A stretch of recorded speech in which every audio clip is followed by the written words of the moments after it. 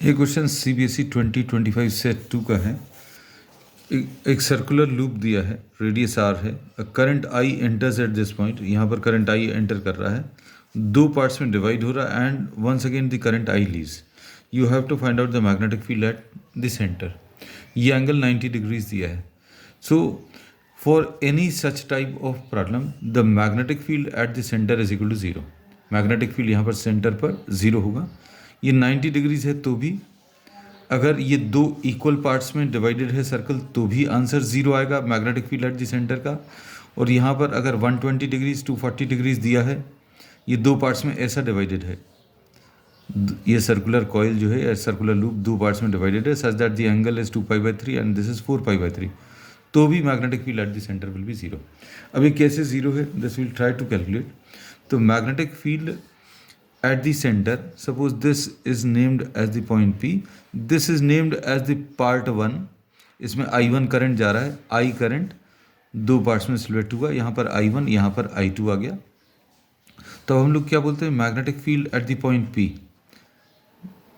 P will be equal to μ0 I upon 4πr into the theta. Theta is the central angle.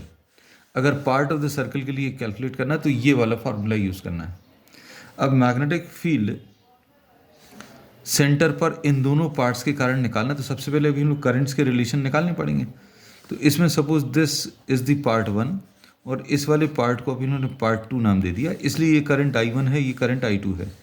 अब A point और B point के बीच में potential difference अगर आप निकालो यहाँ से तो I1 R1 आ जाएगा, और यहाँ से अगर आप निकालो तो I2 R2 आ जाएगा। So we say that potential differences will be same because these two parts are connected in parallel. ये वाला पार्ट और ये वाला पार्ट पैरेलल में है, तो V1 is equal to V2 आएगा। इससे अभी हम लोग क्या कह सकते हैं, I1 into R1 will be equal to I2 into R2, ऐसा कह सकते हैं। एंड I1 इंटू, इसको अभी हम लोग R1 को क्या लिख सकते हैं, rho L1/A is equal to I2 into rho L2/A। अब सेम वायर के दो पार्ट्स हैं, है ना, ये दो हिस्से एक ही वायर के, तो रो भी सेम है, ए भी सेम है, तो रो कैंसिल होगा, ए कैंसिल होगा, तो इससे क्या मिलेगा, I1 L1 is equal to I2 L2, ऐसा कुछ रिलेशनशिप आएगा। फिर उसके बाद हम लोगों को लेंथ ये वाली मालूम है, I1 into this is L/4, L/4, तो ये बची हुई कितनी आ जाएगी, 3L/4, तो I2 इंटू 3L/4। इसमें L और L कैंसिल होगा, 4 और 4 कैंसिल होगा, तो इससे I1 इज इक्वल टू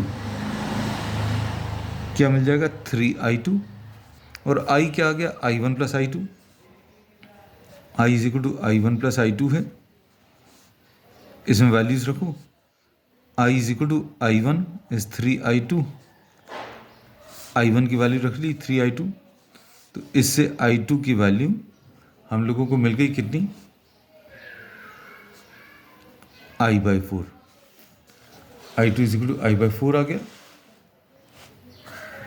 अब इसके बाद I1 कैसे मिलेगा, I1 will be equal to, I1 is 3I2, 3I/4, ये ऐसा आ जाएगा। तो I1 और I2 की वैल्यूज मिल गई। अब magnetic field due to the first part इसके कारण μ0 I1 अपॉन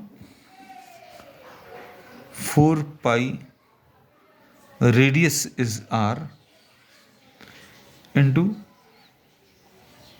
θ1, इसको μ0 I1 कितना है, 3I/4, ऐसा कुछ आएगा, इंटू θ1, ये वाले पार्ट का सेंटर पर एंगल π/2 आएगा, divided by 4πr। Magnetic field इस पार्ट के कारण एट द सेंटर, B2 ऐसे ही निकालें, μ0 I2 θ2 अपॉन 4πr। I2 की value is I/4 into θ2, I2 अभी हम लोगों ने ये लिखा I/4, और θ2 मतलब ये वाला एंगल, ये कितना आ जाएगा, 3 पाई/2 अपॉन कितना 4πr। अब देखो इसको दोनों B1 और B2 को, ये μ0 3i pi upon 8, μ0 3i pi upon 8 upon 4πr। तो मतलब इससे क्या रिलेशनशिप दिखता है, B1 is equal to B2।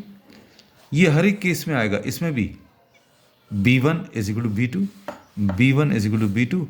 इसके कारण मैग्नेटिक फील्ड, इसके कारण मैग्नेटिक फील्ड के बराबर है। डायरेक्शंस अगर आप देखो तो इसके कारण कर्ल ऑफ द फिंगर्स, इसमें मैग्नेटिक फील्ड कैसी अंदर की तरफ आएगी, इधर पर ये ऐसा कुछ आएगा अपवर्ड।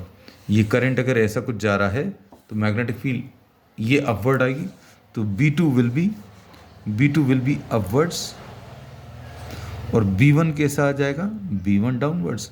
और दोनों B1 और B2 की वैल्यू सेम है, इसलिए net magnetic field eight point P की वैल्यू 0 आ जाएगी।